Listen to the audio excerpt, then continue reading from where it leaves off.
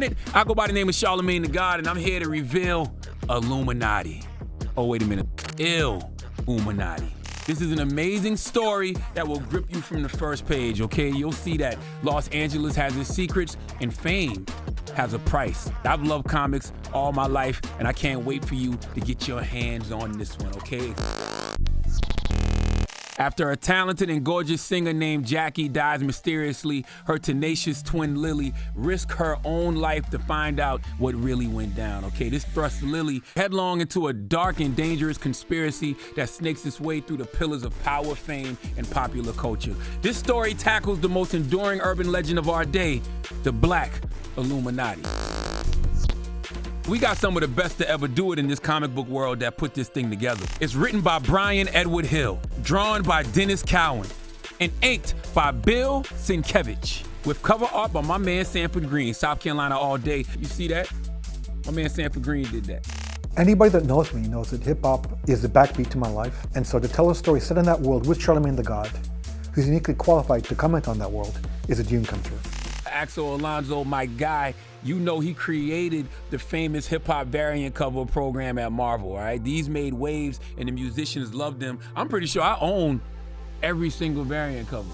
Either way, let's talk about the variant covers that we have here right now. Charlamagne is going to curate 5 of his favorite hip-hop album covers, and we'll do variants to those, homages to those, by some of the best artists of comic books. I'm excited to bring hip-hop and comics together again, paying homage to hip-hop with Illuminati.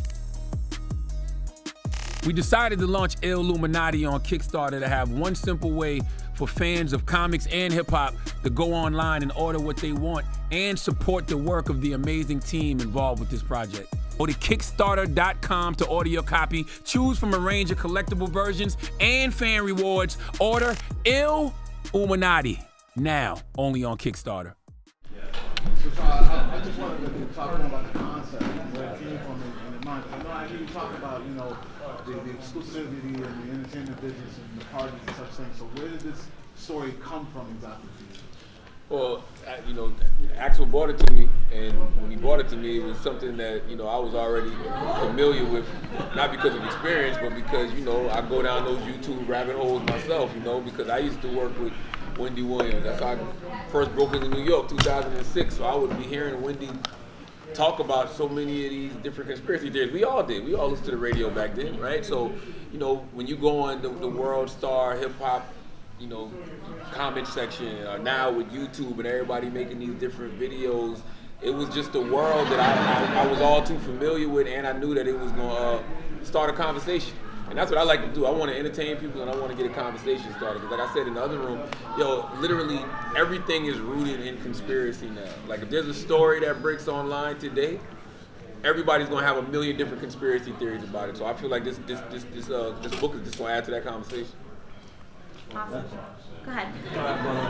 What's up? Al Mega Comic Crusaders is popping. How did you assemble the creative team for this project, and what was the collaboration process like? Oh no, that's excellent. Well, Bryan was a writer.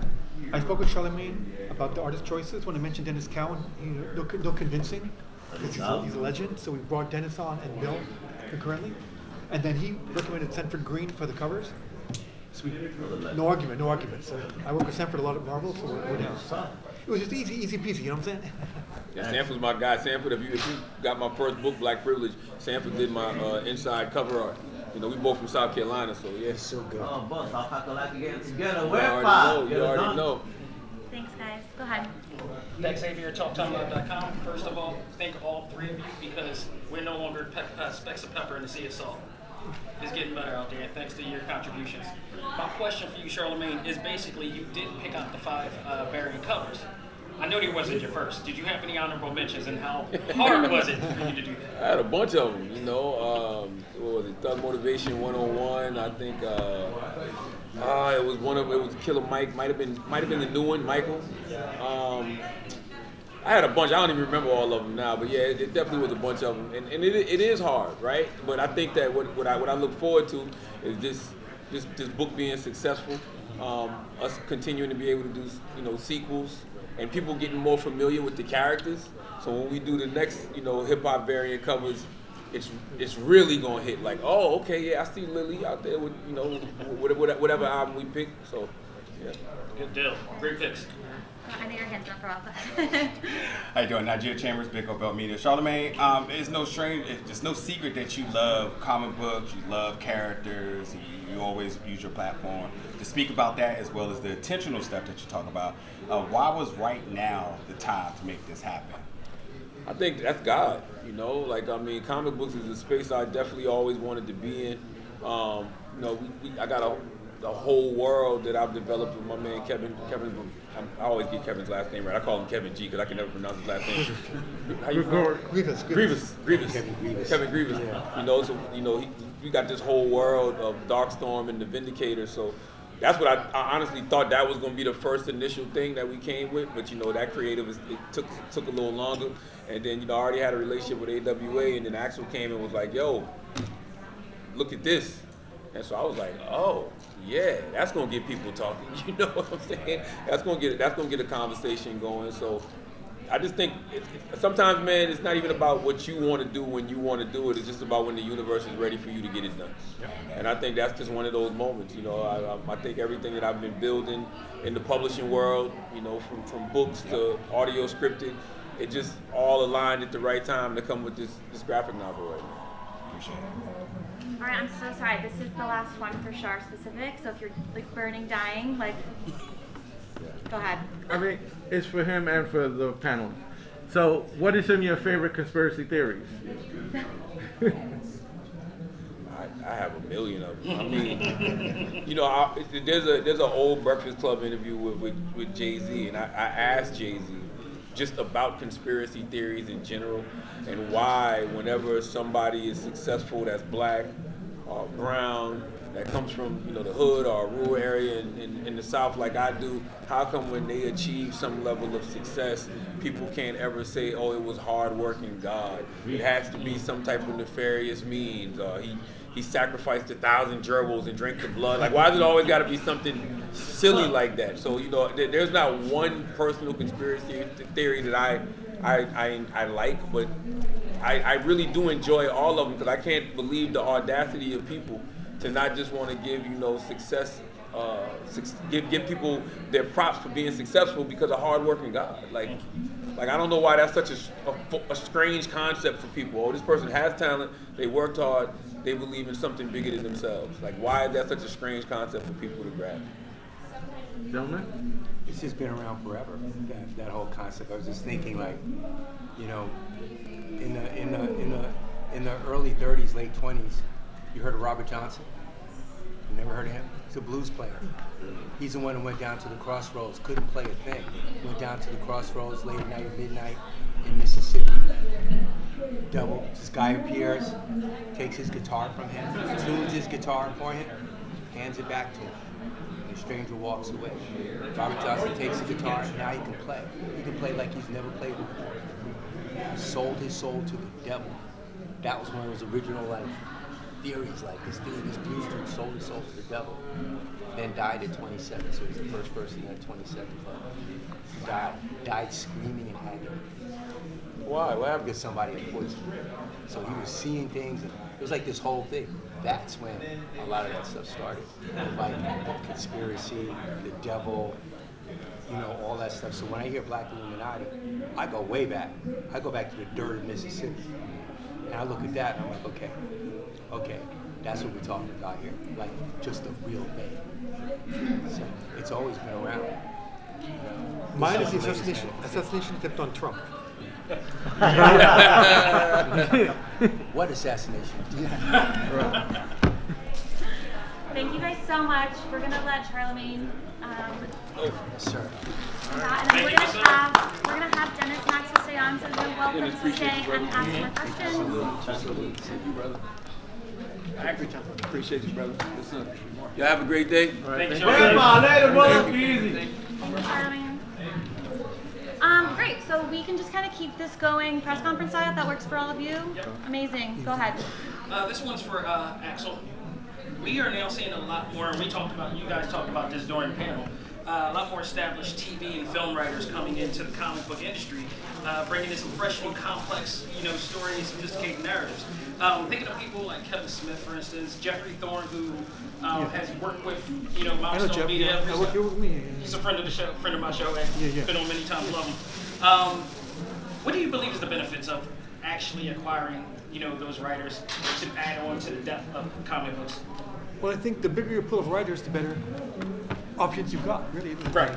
And people that are trained in others. I mean, the problem with comic books is when people only read comic books and that's what they're drawing from, all they do is more comic books.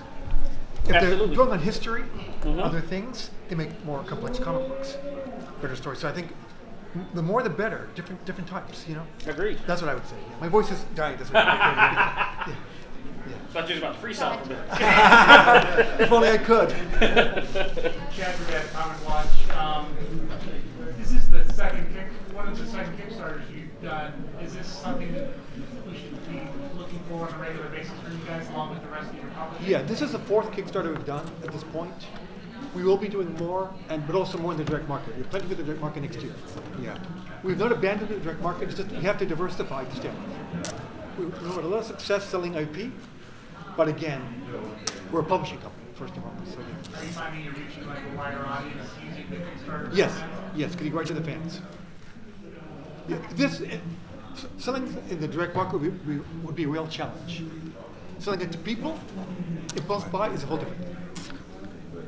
Got a question for you, Denys. Right? So, in terms of visuals and design, what should fans expect from the art style in Illuminati? The art style in Illuminati is, fans should expect what we usually do, what Bill and I usually do. With every story, we try to get a little deeper in the character. We change our style up a little bit. It's not the same style as the other ones. There's a different emphasis on stuff. It's a darker story. So there's a lot more use of black and white contrast imagery. It's a horror story. So the imagery reflects that. I'm able to, like I said, there's scenes with her sister in it. Carmona, right? And yes. There's scenes with her sister in it, and with Lily's sister in it, and I'm able to show her in a very different kind of style than people are used to. So Bill and I have been able to experiment with the art style because of the type of story. Oh, let's experiment, and I cannot. Yeah, it's a lot of fun. Go ahead. Yeah, I definitely want to talk about the backdrop of LA and how you was able to utilize that. And that decision over New York. Yeah. LA. It's Brian's decision. He lives in LA. I live in LA. Right, what you know, right? Yeah, that's true. I mean, I'm from New York. I'm from Queens. From Jamaica, Queens. I'm that guy. I live in Los Angeles now. So I'm just using what's around. Okay. I'm just using what's around. Can you kind of dive into that a little bit more when you say using what's around you? How Meaning you that, isolate yourself, I'm familiar with all the things that Bryan was calling for in the script. Since she is in LA, since she is exploring the whole LA music scene, I know where a lot of these places are. I know those motels on the strip. I know where she is. You know what I mean? So it was easy. It was easy for me. It was good. That's what I mean by using what's around you. I avoid them. So Thank you. So, just kind of following up on that, right? Like, Bryan has a style that's very he's snappy with his dialogue. He's very good at suspenseful stories. And then specifically when you and Bill work together, you tend to explore darker tones, right? What would you say with this being able to kind of flex his muscle outside of traditional stuff that you've done? What was your favorite part about going deeper in the art? Oh, it's pretty easy. Being able to take your time with setting up scenes. Because of the nature of the book, we were able to go for pages where we explore the depths of what Lily's going through, and explore that visually. That was fun for me. That was good. We got a lot of chance to play artistically with a lot of stuff that you wouldn't normally in action, that plot comic or something like that, where it's got to be a fight every 3 pages, or why are we even buying this thing? Right. Right? But this gives us a chance to really explore, and it's for a different audience. It's for an audience that wants that kind of thing, that hungers for that kind of thing. You know, they don't have to have the action every page, but when the action happens, they need a big payoff. So that's what we do. That would be how we approach it. That's a good question. If you ask me no questions like that. Okay, sorry. Denys, you've been involved in some groundbreaking, game-changing projects throughout your career and all this stuff. Where does Illuminati stand, in your opinion? In the pantheon of all the great things.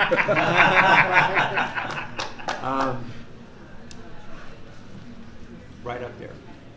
Right? Because it was one of those things, like you can choose projects on a number of things.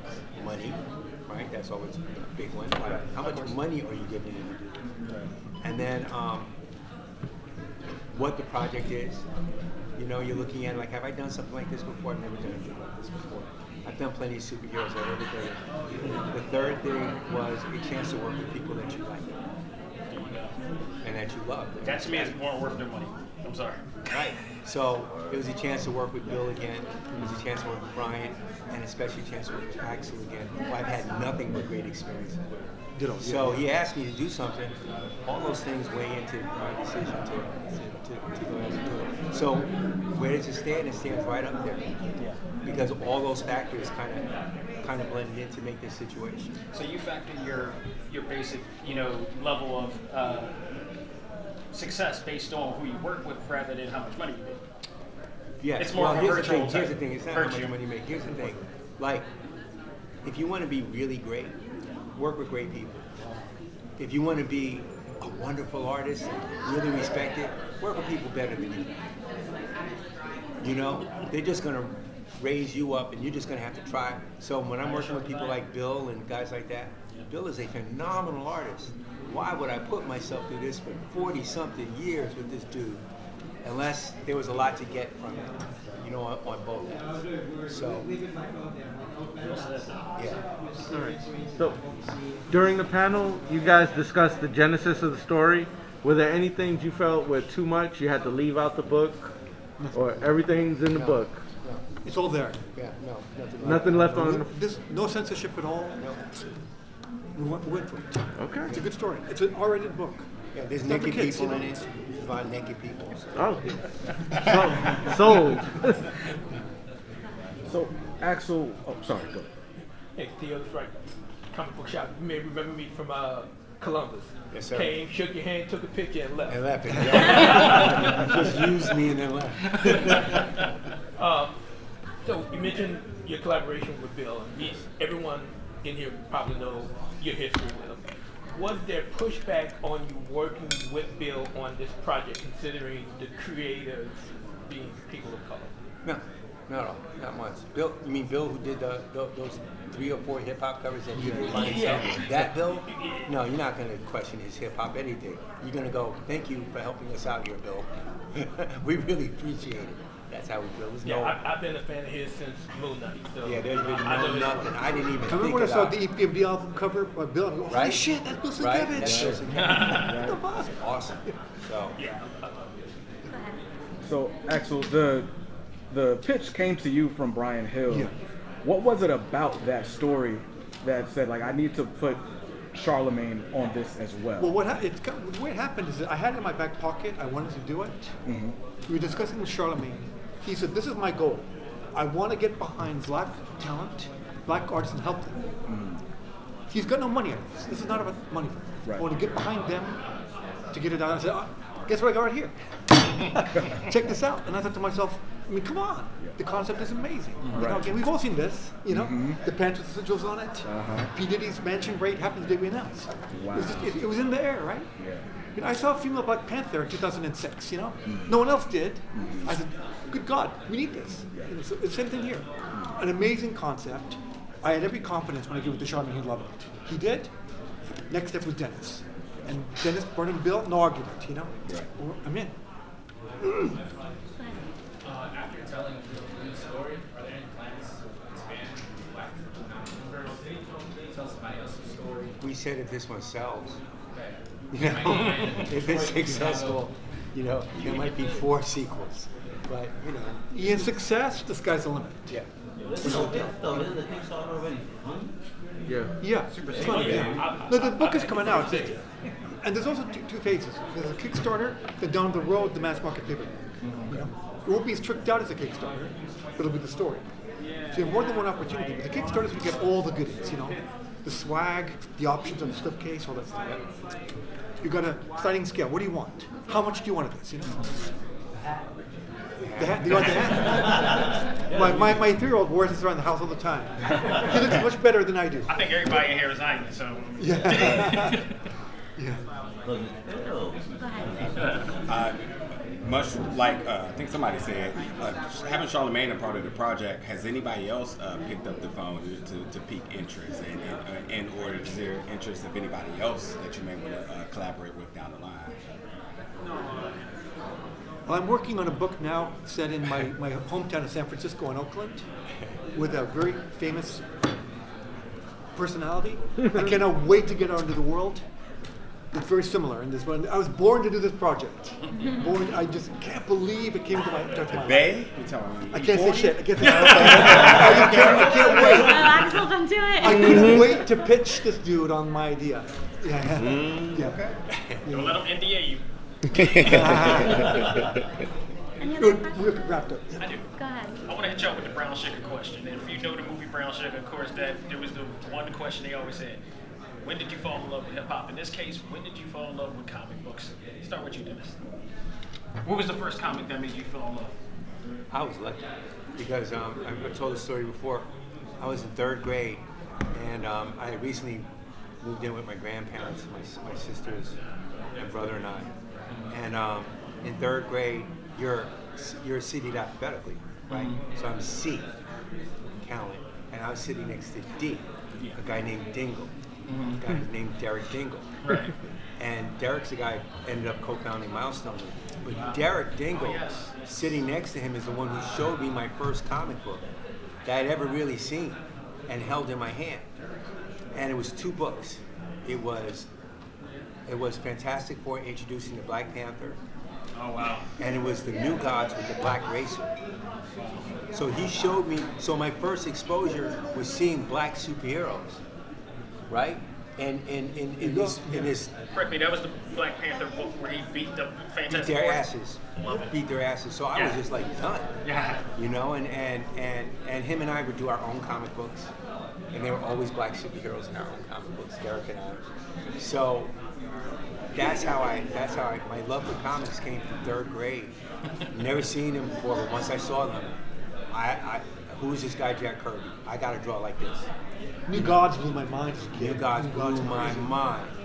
You know, the does Black life. Racer with the skis and shit, with the thing, he touches you, you're gonna, and Light Ray trying to get away from it, throwing planets at this dude. I'm like, oh no. That's awesome. This is what I gotta do. Bruce Lee was my man when I was a kid. I couldn't get enough Bruce Lee in Kung Fu. Still can. Master of Kung Fu blew my That was it. mind. Yes. Master Paul of Kung Fu, Galassi. forget it. The one we had his brother Midnight and he killed him. Oh my God, I was just blown away. So That was back in the day when we used to go to 7-Eleven or the corner store and 20 he used to be cents. on the rack. It's 20 cents on the rack. That's how old I am. I just want You didn't care about the wrinkles in the corner either. You just No. Shit up and Well, ready. he shows that title. No, He shows exactly. that title The Luke and that Cage is price. on Yeah, it. yeah, exactly. And it said May or June. You're like, I'm in. Oh my God. And 25 cents. 25 cents. Yeah. Yeah. I remember when it was 20. I remember it was 20 cents and it went to 25 and you had a heart attack. I couldn't afford it at that point. Four Yeah, books. I had to can't double buy it. 5. Anyway. Any other questions that we can? Yeah, without feeling anything, what's the next big thing other than Illuminati at AWA? You can't spill anything. So you can't. Yeah, I can't. We have a lot of really cool one-shots, told in one stories coming out with a science fiction focus, and a lot of one-shots that are horror that I'm very excited about. Really cool creators, really diverse cast. It's wonderful stuff. Yeah. You expecting any new Resistance stuff anytime soon? We're finishing up You and I now. Down the road, maybe. Yeah. No immediate plans. Nothing in development right now, but it'll happen. Okay. Thank you both. Thank you.